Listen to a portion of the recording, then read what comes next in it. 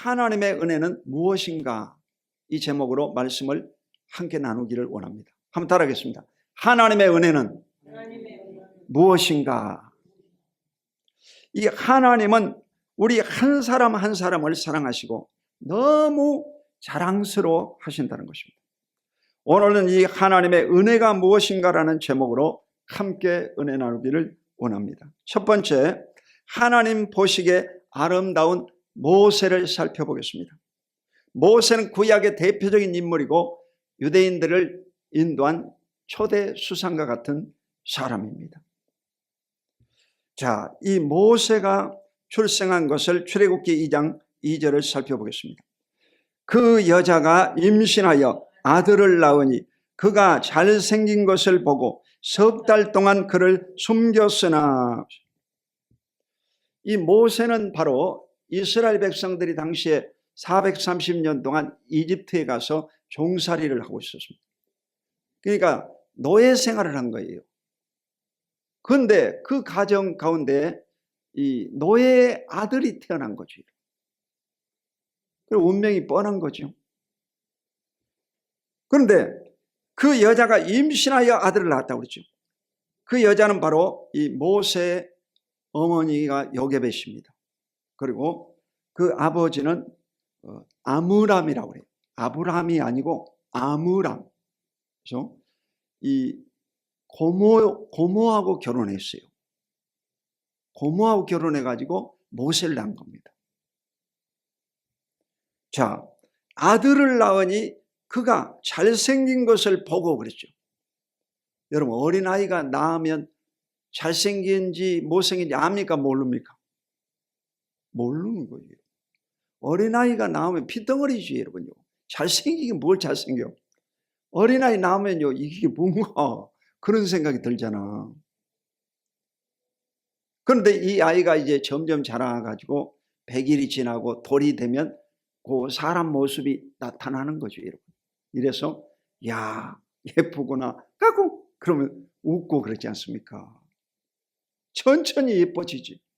그런데 오늘 이 성경 보니까 그가 잘생긴 것을 보고 석 달 동안 그를 숨겼으나. 왜 이 아이를 숨겼느냐? 당시에 이스라엘 나라가 이제 이집트의 종이었는데 이들이 너무 번식을 잘하는 거예요. 오늘날도 출산율이 세계 최고지 않습니까? 이스라엘이 작은 나라지만 출산율은 세계 최고다. 너무 애들을 잘 낳는 거예요. 이래서 그 당시에 산파였던 십부와 부하에게 명령을 내렸습니다. 너희들 아기를 받을 때 남자아이가 나면 죽여버리고 여자아이가 나면 살려줘라. 여자들은 여러모로 쓸모가 많습니다. 그러니까 여자들은 살려놓고 남자는 다 죽여버리는 거예요. 이래가지고 이 아이도 지금 석 달이 되니까 여러분 아기가 이제 100일이잖아 사실. 큰 고비는 넘긴 겁니다. 석 달이 돼가지고 더 이상 숨길 수가 없어요. 아기가 그냥 응애 응애 하면서 소리 지르기 때문에 누가 신고하면요 바로 여러분 아기를 죽여버린다. 그러니까 이 어머니 아버지가 이제 회의를 해가지고 이 소쿠리에다가요 역청을 발랐다고. 그러니까 당시에 이 석유가 나오는 증거가 되는 거예요. 이집트는 석유가 많은 나라다. 역청을 발라가지고 이제 그 나일강에다가요 띄워버렸습니다. 그런데 마침 그때 이집트 왕자 이 공주가요 그곳에 목욕하라고 시녀들과 함께 온 거예요. 웬 상자가 이렇게 떠밀려 오는데 계획적인 것이 뭘지 하나님 섭리라고 봐야지. 이 딱 상자가 내려오는 거예요. 그래서 소리가 나네. 애기 소리가 나네. 그러니까 여자니까 이 궁금증이 많잖아요. 이게 뭔가 꺼내와 봐라. 떠들어 보니까 그 히브리 사내 아이다 이 말이에요. 그 아이를 데려다가 자기 양아들로 삼고 이 아이를 키워가지고 공부를 가르치고 무술을 가르치고 훌륭한 인물을 만들어 놨어요. 그게 하나님의 섭니다 이거야. 아멘. 그러니까 모세라고 하는 이름은요, 히브리 말에 물에서 건져내었다 이 말이에요. 그 물에서 실제로 건져냈잖아. 저와 여러분 누구냐? 구원받았다고 그러잖아. 구원받았다 이 말은 죄인인 우리가 예수를 믿음으로 말미암아 하늘나라 천국 백성이 되었다 이 말이에요. 할렐루야. 모세나 여러분이나 똑같은 것입니다. 이래서 이 모세가 주목을 받고 있는 거예요. 그런데 이 모세가 바로 큰 실수를 저지르는 거예요.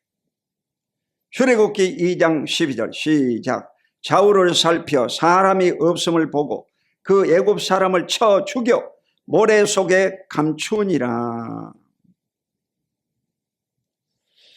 이 모세가요, 자기 어머니 이 요게벳을 통해서 양육을 받습니다. 그러니까 이 어머니, 친어머니를 통해서 교육을 받아요. 어떻게 그러겠느냐? 이 공주가 이제 아기를 데리고 가니까 그 누이가 따라갔어요. 그래가지고 이 아이를 돌볼 유모가 필요하지 않습니까? 이 물었어요. 필요하지. 그러가 한 명 추천해 주라 했더니 누구를 추천했겠어요? 자기 어머니를 추천해가지고 자기 어머니가 월급 받으면서 자기 아들을 키운 거야. 할렐루야. 이런 거에 큰 아주 하나님의 그 축복이죠, 여러분. 하나님 섭리라 그렇게 볼 수 있습니다. 이래서 이 모세가 자랐는데 어머니의 교육을 받았기 때문에 어머니의 교육을 받은 거예요. 이스라엘 어머니들은요, 철저히 이 성경 말씀을 가르치는 거예요. 그러니까 이 성경 말씀을 가르치니까 이 아이가요, 이 이집트 학문을 배우고 이집트 언어를 하지만 이스라엘의 그 사상을 받은 거예요. 교육이 중요한 거예요, 그만큼. 이래가지고 그 마음속에 이 원수를 갚아야 되겠다는 생각이 난 겁니다. 사도행전 7장 24절에 보면 이 스데반의 설교 가운데 그런 내용이 나와요. 원수를 갚아야 되겠다. 그래가지고 이제 밖에 나가보니까 이집트 사람하고 그 이스라엘 자기 나라 종으로 온 자들과 싸움이 벌어진 거예요. 이래가지고 이 모세가 건장하죠. 40세니까 건장하죠. 이 모세가요, 그 싸움을 말리다가 그 이집트 사람을요, 딱 한 방 쳤는데 죽어본 거예요. 여러분, 사람 죽여봤어요? 사람이 여러분 쉽게 죽습니다. 잘못 맞으면 쉽게 죽고, 안 죽으려면 절대로 안 죽고 그렇습니다. 그게 사람이에요. 그런데 이 사람이 죽어보세요. 큰일 났죠. 이게 감쪽같이 이것을 끌어다가 그 사막에다가요 묻어버렸어요. 그 시체 육이에요. 묻어버린 거예요. 그리고 이제 감쪽같이 이제 뭐 아무도 안 봤으니까 뭐 모를 것이다 생각했는데, 그 다음날 또 이제 밖에 나가봤더니 그날은요 그 이스라엘 족속들끼리 종놈들끼리 와가지고 나무나라에 와서 정신 차려야 될 판에 자기 백성들끼리 싸우고 있는 거예요. 그래가지고 이 싸우는 모습을 보고, 야 놈들아, 정신을 차려야지. 지금 너희 민족끼리 이렇게 싸우면 되겠냐? 하나가 돼야지. 왜 싸우냐? 그러는 거예요. 그랬더니 그 중에 한 사람이 이러는 거예요. 야, 네가 우리의 재판장이냐? 어제는 네가 저 이집트 사람을 죽이더니 오늘은 또 누구를 죽이려고 네가 그러느냐? 깜짝 놀랐어요. 아무도 안 본 완벽한 완전 범죄인 줄 알았더니 다 봐버렸다는 거예요. 이래가지고 이제 이 모세가 도망을 칩니다. 도망을 치는 거예요. 다른 나라로 망명을 하는 거예요. 이래서 저 미디안 광야에 양치기가 되는 거예요. 범인이니까 지금 지명수배자잖아. 그 살인범에다가 시체 은닉한 자니까 바로 사형이지. 우리나라로 말하면 탄핵감이지. 완전 탄핵감이지. 완전 탄핵감이지. 여러분 안 그러겠어요? 여지없지. 자, 이래가지고 이 모세가 나이 80이 됐어요. 완전 이제 할아버지가 돼가지고 더 이상 이제 힘을 못 쓰는 그런 사람이 됐는데, 하나님이요, 이런 떨기나무 속에 불이 붙었어요. 그 떨기나무 속에서 소리가 나는 거예요. 모세야, 모세야, 너의 선 곳은 거룩한 곳이니 내 발에서 신을 벗어라. 아이고, 주님 누구십니까? 여호와 하나님이 나타나신 거예요. 그러면서 내 동족 이스라엘 족속들이 고통받고 있으니 그들을 건져내라. 아이고, 나는 못 건져냅니다. 나는 치명수배자고 걸리면 죽습니다. 어떻게 그곳에 갑니까? 근데 이미 왕은 새로 바뀌어졌어요. 그리고 40년이 지났기 때문에 공소시효가 지나갔다고 볼 수 있습니다. 지나가 버린 거지. 아무도 몰라. 모세를 알아보는 사람 아무도 없어요. 이래가지고 하나님과 이제 씨름하다가, 나는 입이 뻣뻣하고 말도 못합니다. 말 잘하는 내 형이 있지 않냐. 이래가지고 그 형 아론을 변호사로 삼아가지고 이제 이집트에 갑니다. 이집트에 가가지고 그 이집트 왕에게 면회를 하고 얘기하는 거예요. 우리 동족 이스라엘 백성들을 저 강야 사흘길로 가서 예배하도록 해달라. 휴가를 좀 달라 이 말이요. 그러한에도 이 이스라엘 족속들이 지금 골칫덩어리인데 이런 얘기를 하니까 이집트 왕이 화가 버럭 나겠죠. 절대로 안 내주지. 이래서 10재앙을 내려가지고 마지막 재앙이 이제 이집트에 있는 모든 초태생들, 이 아이들을 뿐만 아니라 모든 짐승까지 초태생은요 다 죽임을 당합니다. 혹소리가 난 거예요, 한마디로. 그리고 나서 이제 이 홍해를 가르고 출애굽해가 해가지고 그 광야로 나옵니다. 이 사람이 바로 모세예요. 모세는 여러분 하나님의 사람이 될 수가 없습니다. 그는 살인자입니다.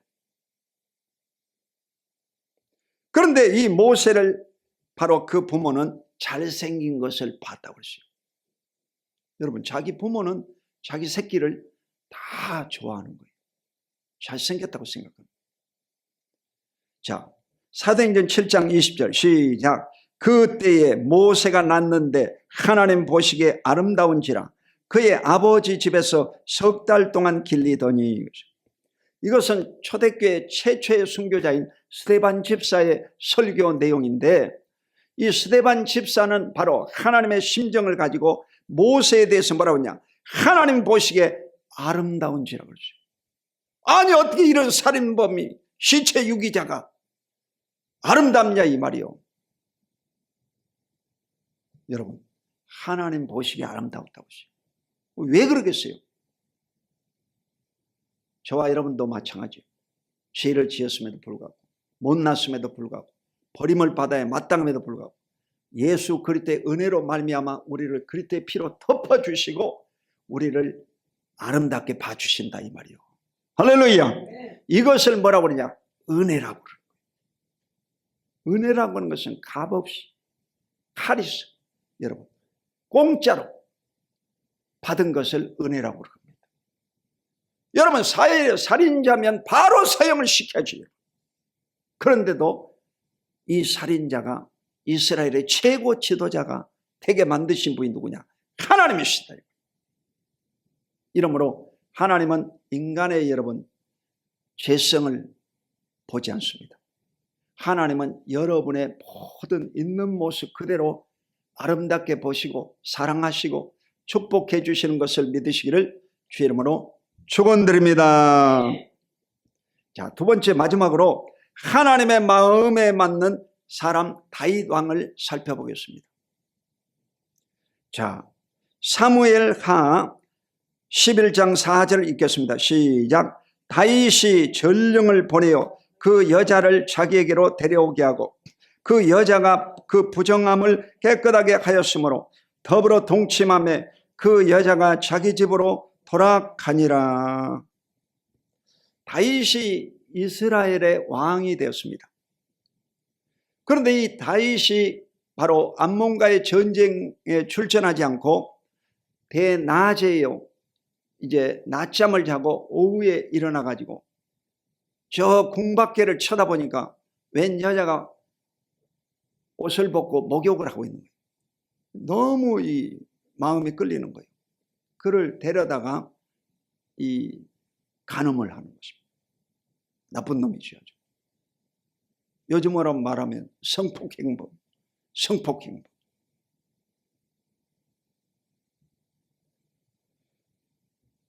이 사람이 바로 다윗 왕입니다. 다윗은요, 예수 그리스도의 계보에 들어간 다윗의 후손에서 예수 그리스도가 나오잖아요. 다윗은 이스라엘의 별입니다. 이스라엘 지도 그 국기의 별이 누구냐? 다윗 별이야, 여러분. 그만큼 다윗은 이스라엘의 상징입니다. 그런데 이스라엘의 상징인 이가 바로 성폭행범이었다, 이 말이에요. 나쁜 놈이죠. 아주. 더 나쁜 것은 뭐냐? 이제 그 아내, 남의 아내를 데려왔는데 장군의 이 부인이었어요. 그 사실을 알고 감쪽같이 이제 감춰버리고 이제 그 자기는 벗어나려고 머리를 쓰는 거예요. 자, 사무엘하 11장 14절부터 15절 읽어보시면 시작. 아침이 되매 다윗이 편지를 써서 우리아의 손에 들려 요압에게 보내니 그 편지에 써서 이르기를 너희가 우리아를 맹렬한 싸움에 앞세워 두고 너희는 뒤로 물러가서 그로 맞아 죽게 하라 하였더라. 이야, 이 다윗은 진짜 나쁜 사람이에요. 이 사람이 바로 전쟁에 나가 있는 우리아의 부인이라는 것을 알고 자기가 이제 간음하지 않았다는 것을 속이기 위해서 우리아를요, 전쟁통에서 이 휴가를 보내줍니다. 그 영문도 모르고 휴가가 왔어요. 그러니까 엄청 보통 사람 같으면 야, 왕이 나를 잘 보여가지고 휴가를 오라고 그래요. 아니면 이제 나도 청와대에 가서 한 자리 할 거 아닌가, 이런 생각을 품을 수 있겠죠. 국방장관이나 세워주려나 하고 기대감을 가지고 오겠죠.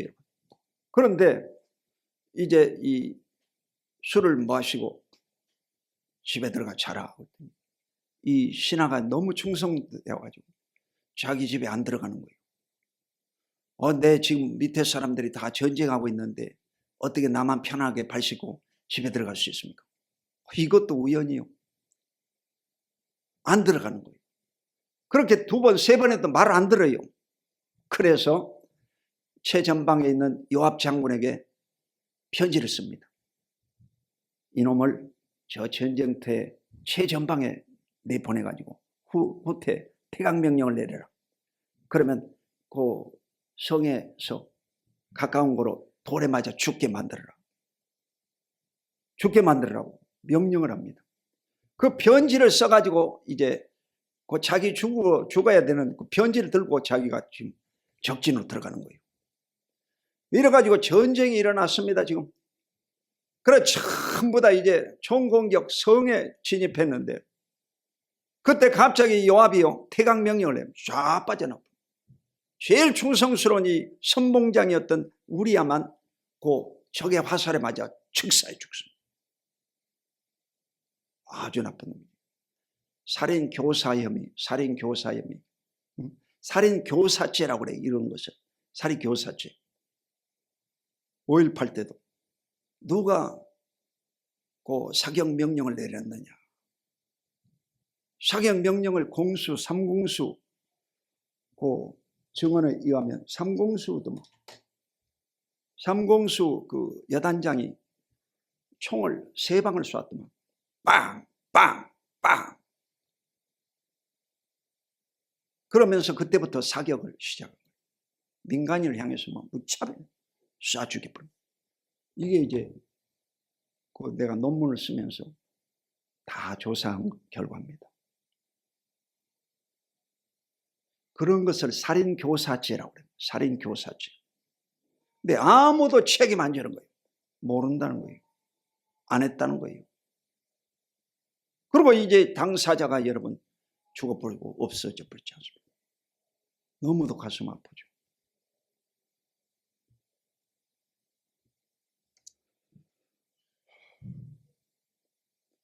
너희가 우리아를 맹렬한 싸움에 앞세워 두고 너희는 뒤로 물러가서 그로 맞아 죽게 하라.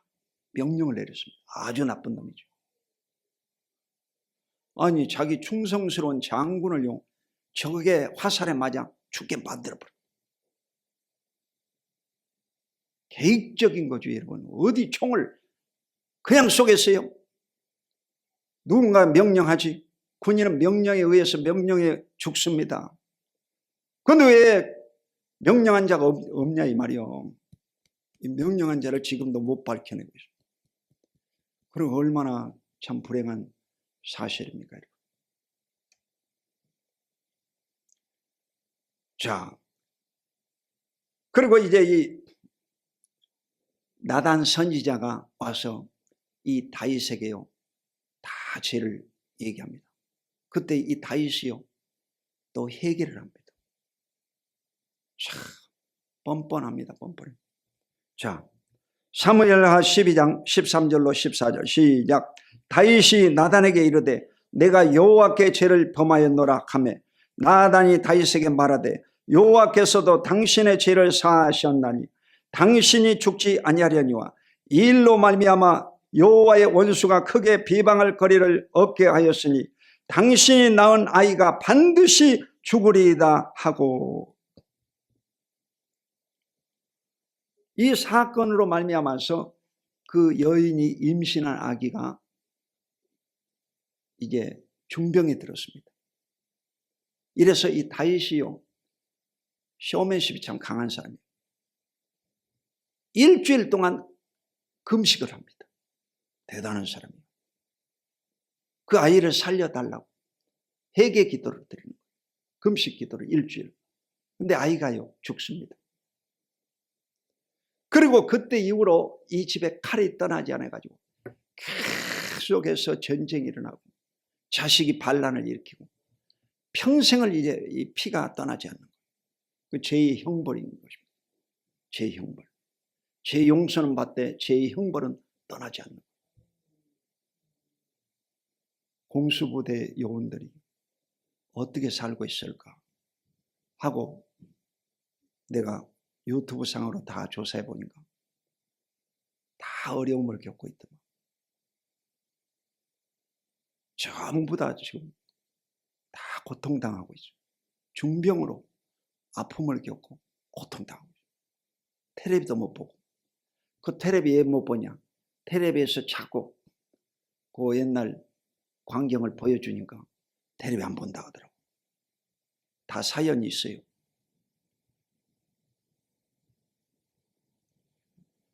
자, 그럼에도 불구하고 하나님이 이 다윗을요 사랑하신다는 겁니다. 이게 바로 은혜라고 하는 거예요. 뭐가 은혜냐 이 말이에요. 이런 죽을 놈이 바로 살게 되는 것이 바로 은혜다 이 말이에요. 자, 사도행전 13장 22절 시작. 패하시고 다윗을 왕으로 세우시고 증언하여 이르시되 내가 이새의 아들 다윗을 만나니 내 마음에 맞는 사람이라 내 뜻을 다 이루리라 하시더니. 이 성경 말씀은 사도 바울이 피시디아 안디옥에서 설교한 내용 중에 한 구절입니다. 바로 이새의 아들 다윗을 만나니 내 마음에 맞는 사람이라고 했어요. 하나님의 마음에 맞는 사람이라는 것입니다. 다윗은 살인자요 살인교사죄에 해당되는 사형에 해당되는 자입니다. 그럼에도 불구하고 하나님이 마음에 맞는 사람이라는 거예요. 이런 하나님이 어떤 하나님이에요? 하나님은 여러분 인간의 죄를 보지 않습니다. 하나님은 우리를 무조건적으로 사랑하시는 겁니다. 그러니까 이 하나님이시지. 하나님의 사랑은 끝이 없습니다. 무한대입니다. 어머님의 사랑이 바다보다 깊다고 그러죠. 바다가 여러분 제주도 앞바다 몇 메타라고 하세요? 30m, 50m, 70m라고 하세요. 바다 속에 여러분요, 그 10m만 봐도 아찔합니다. 그런데 바다가 여러분 50m라고 하면 얼마나 깊어요? 숨도 못 쉬고 죽어버리죠. 그런데 하나님의 사랑은요, 그 바다보다도 더 깊다 이 말이에요. 저 하늘 높은 것보다요 더 높다 이게. 하늘은 하늘과 하늘들의 하늘 3천천이잖아. 그런데 이 하나님의 사랑은 하늘보다도 높다 이 말이에요. 그 하나님이 바로 여러분의 아버지시다 이 말이에요. 그러므로 여러분이 감사가 나오겠어 안 나오겠어요? 감사가 저절로 나오지. 할렐루야. 감사한 거예요. 과거에 우리를 바라보면 우리는 모세와 똑같습니다. 과거에 우리를 보면요 다 다윗과 똑같습니다. 그럼에도 불구하고 하나님이 우리를 구원해 주시고 우리에게 먹을 걸 주시고 입을 것을 입혀주시고 자식들을 주시고 손자를 보게 하시고 건강을 주신 것은 무한한 하나님의 사랑인 것입니다. 할렐루야. 이것이 바로 은혜다 이 말이에요 여러분. 뭐가 은혜냐 이 말이에요. 이러므로 2024년도 추수감사절을 맞이해서 여러분 마음속에 감사가 넘쳐나기를 주 이름으로 축원드립니다. 은혜가 넘쳐나는 거예요. 우리는 은혜를 너무 많이 받아가지고 은혜 받은지 안 받은지를요 기억을 못하고 못 느끼고 있는 거예요. 날씨가 따뜻하면요 고마움을 몰라요. 먹을 것이 많으면요 그 배고픔의 아픔을 모릅니다. 한국 사람들이 이 감사를요 다 잃어버린 것입니다. 하나님의 은혜를요 많이 소멸시켜버린 거예요. 이러므로 은혜를 회복하고 감사가 회복되는 저와 여러분이 다 되시기를 주님의 이름으로 축원드립니다. 두 손 들고 아멘. 감사해야 되는 거예요. 기도하겠습니다. 거룩하신 하나님 아버지, 옛말인지 애는인지 우리를 사랑하시고 우리를 죄악 가운데서 구원해 주신 하나님의 큰 은혜에 감사를 드립니다. 우리는 주가 마땅할 될 살인자들이요 간음자들입니다. 하나님 아버지 불쌍히 여겨주시고 이 시간도 긍휼을 베풀어 주시소. 하나님 은혜에 감사하며 인생을 살아갈 수 있도록 역사하여 주시옵소서. 예수 그리스도 이름으로 간절히 축복하고 기도드립니다. 아멘.